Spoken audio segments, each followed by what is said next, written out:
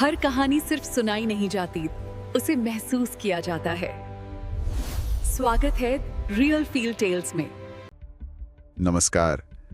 कभी कभी हमारे आसपास ऐसी घटनाएं हो जाती हैं जो हमें सोचने पर मजबूर कर देती हैं कि समाज में सब कुछ ठीक तो है ना।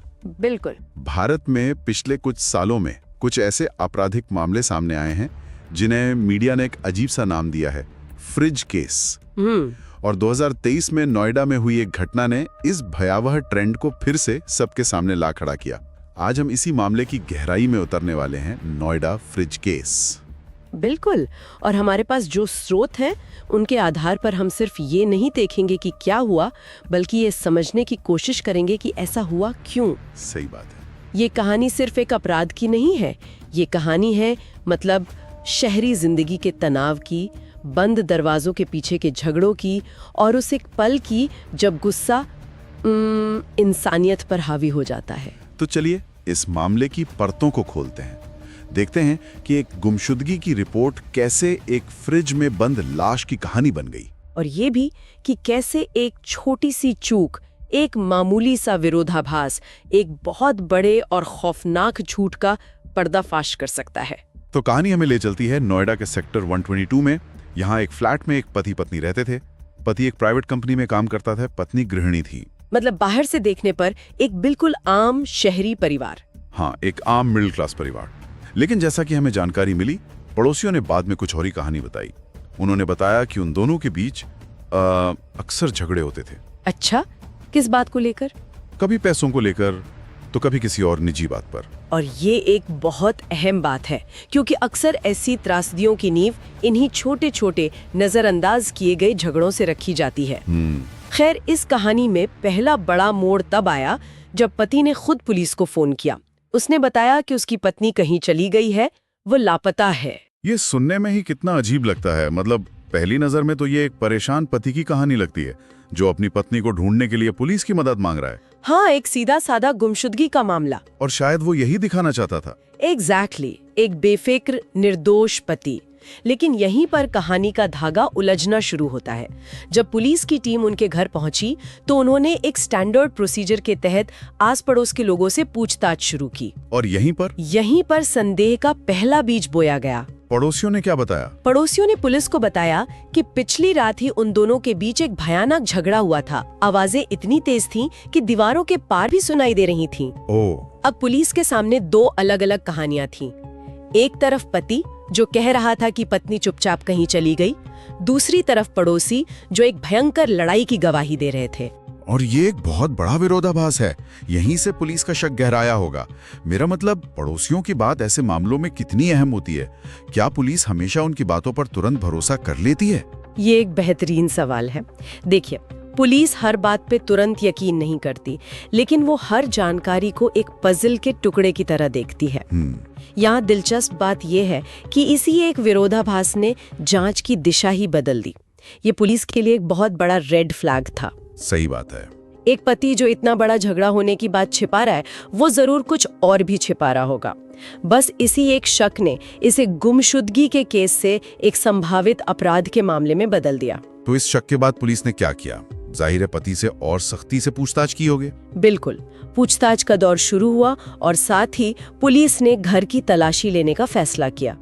वे घर के हर कोने को छान रहे थे, किसी ऐसे सुराग की तलाश में जो इस पहेली को सुलझा सके। और तलाशी लेते हुए उन्हें एक ऐसी चीज दिखी जो बहुत बहुत अजीब थी। क्या थी वो चीज? घर में रखा फ्रिज, वो बाहर से सील किया हुआ था। एक मिनट, फ्रिज को बाहर से सील किया था? हाँ, टेप या किसी और चीज से उसे कसकर बंद किया गया था। कोई ऐसा क्यों करेगा?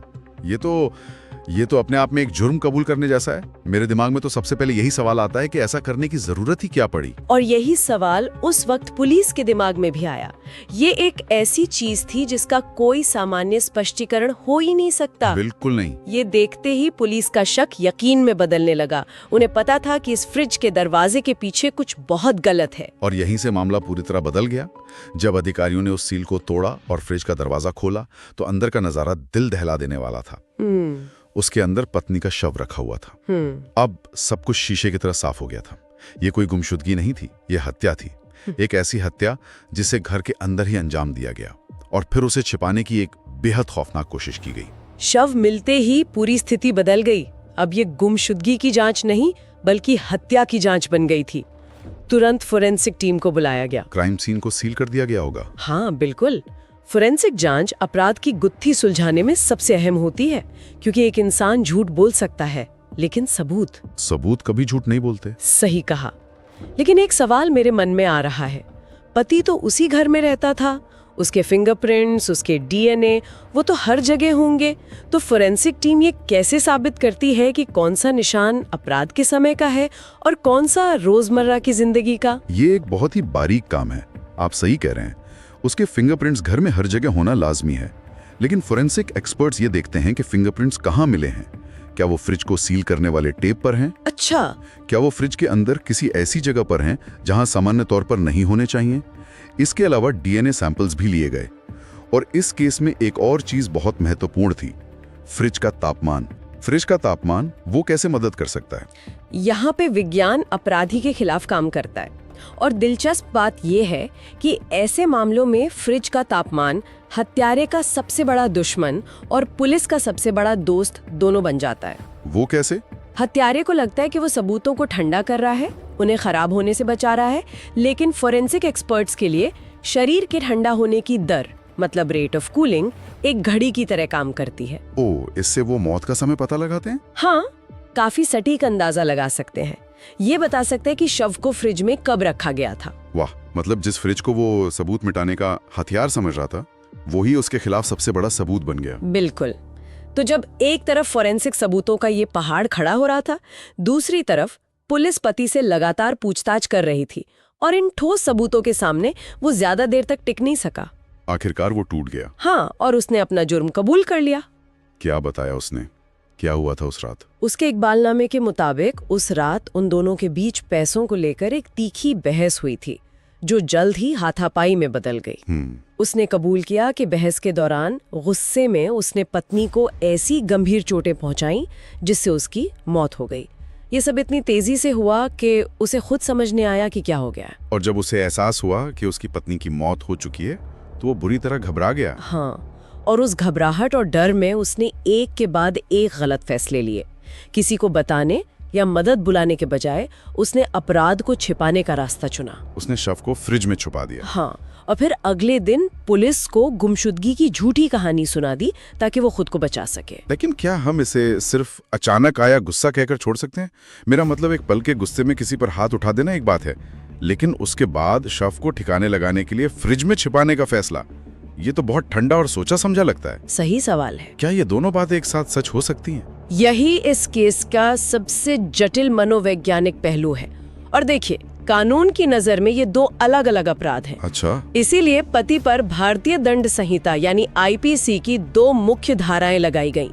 पहली धारा 302 जो हत्या के लिए है, और दूसरी धारा 201। वो किस लिए? वो अपराध के सबूत मिटाने या जांच को गुमराह करने के लिए लगाई जाती है। सबूत मिटाने की कोशिश ये दिखाती है कि अपराध के बाद भी व्यक्ति की सोचने समझने की शक्ति काम कर रही थी और उसने होशो हवास में सच को छिपाने का फैसला किया। एग्जैक्टली। और इससे अपराध की गंभीरता और बढ़ जाती है। तो गिरफ्तारी के बाद मामला अदालत पहुंचा। हमारे स्रोतों के अनुसार केस की मौजूदा स्थिति क्या है? क्या फैसला आ गया है? नहीं, 2023 के अंत में ये मामला नोएडा की एक स्थानीय अदालत में गया और तब से आरोपी न्यायिक हिरासत में है और केस पर सुनवाई चल रही है। अदालत इस मामले को बहुत बारीकी से देख रही होगी। हाँ, और हमारे स्रोतों के मुताबिक अदालत 3 मुख्य सवालों के जवाब तलाश रही है। पहला, क्या हत्या का इरादा पहले से था, यानी क्या ये प्रीमेडिटेटेड मर्डर था या फिर ये गुस्से में अचानक हुआ? सजा तय करने में ये सबसे अहम फैक्टर होता है। बिल्कुल। दूसरा, क्या दंपति के बीच पहले भी घरेलू हिंसा का कोई इतिहास रहा है, मतलब ये जानने के लिए कि क्या ये पहली घटना थी या ऐसी हिंसा पहले भी होती रही है। और तीसरा, आरोपी का मनोवैज्ञानिक मूल्यांकन। अदालत ये भी समझना चाहती है कि आरोपी की मानसिक स्थिति क्या थी। तो मतलब अदालत सिर्फ सजा तय नहीं कर रही, वो एक तरह से इस रिश्ते का, इस इंसान की मानसिकता का पोस्टमार्टम कर रही है, ताकि ये समझा जा सके कि बात यहाँ तक पहुंची कैसे। एकदम सही कहा।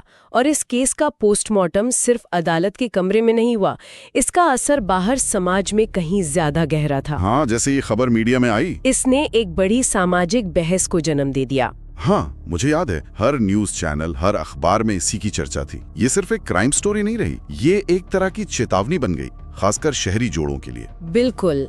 इस केस के बाद सोशल मीडिया पर #domestic violence और #marriage is not a cage जैसे हैशटैग्स ट्रेंड करने लगे थे। ओह हाँ। कई एनजीओज ने घरेलू हिंसा से जुड़ी अपनी हेल्पलाइन नंबर्स को फिर से प्रचारित करना शुरू कर दिया। ये सिर्फ एक खबर नहीं थी, ये समाज के लिए एक वेकअप कॉल बन गई थी। और किन मुद्दों पर बहस छिड़ी थी? इसने कई अहम मुद्दों को उजागर किया। पहला, मानसिक स्वास्थ्य। शहरी जीवन के दबाव में लोग अपने गुस्से और तनाव को कैसे मैनेज करें, इस पर खुलकर बात होने लगी। दूसरा, संवाद की कमी। रिश्तों में जब बातचीत बंद हो जाती है तो वो किस खतरनाक मोड़ पर पहुंच सकते हैं, ये इस केस ने दिखाया। और तीसरा, सहायता प्रणालियों की कमी, मतलब सपोर्ट सिस्टम्स की कमी। हाँ, क्या हमारे समाज में परेशान जोड़ों के लिए समय पर सलाह या मदद के लिए पर्याप्त साधन मौजूद है? अगर उस दंपति को सही समय पर किसी काउंसलर या सपोर्ट ग्रुप की मदद मिल जाती तो शायद आज कहानी कुछ और होती। तो ये सिर्फ एक परिवार की कहानी नहीं रही, बल्कि इसने पूरे समाज को अपने भीतर झांकने और ये सोचने पर मजबूर कर दिया कि हमारे आसपास क्या गलत हो रहा है।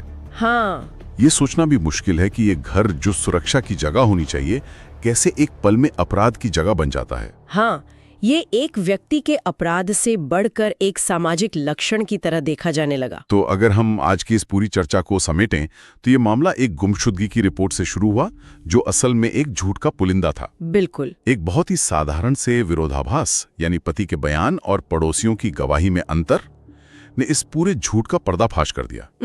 फोरेंसिक विज्ञान ने सच को सामने लाने में एक अहम भूमिका निभाई और आखिर में ये एक ऐसा मामला बन गया जिसने हमें शहरी जीवन के उन अंधेरे कोनों में झांकने पर मजबूर किया जिन्हें हम अक्सर नजरअंदाज कर देते हैं। बिल्कुल सही। इस मामले के बारे में जानने के बाद ये सोचने वाली बात है कि अपराध को छिपाने के तरीके समय और तकनीक के साथ बदल जाते हैं, जैसे यहाँ फ्रिज का इस्तेमाल हुआ। लेकिन क्या हिंसा के पीछे की मूल वजह, जैसे गुस्सा, तनाव और संवाद की कमी, वैसी ही रहती हैं? ये गहरा सवाल है। ये मामला हमें ये सोचने पर मजबूर करता है कि क्या ये सिर्फ अपराध का एक नया तरीका है या हमारे समाज में बढ़ते तनाव का एक नया लक्षण।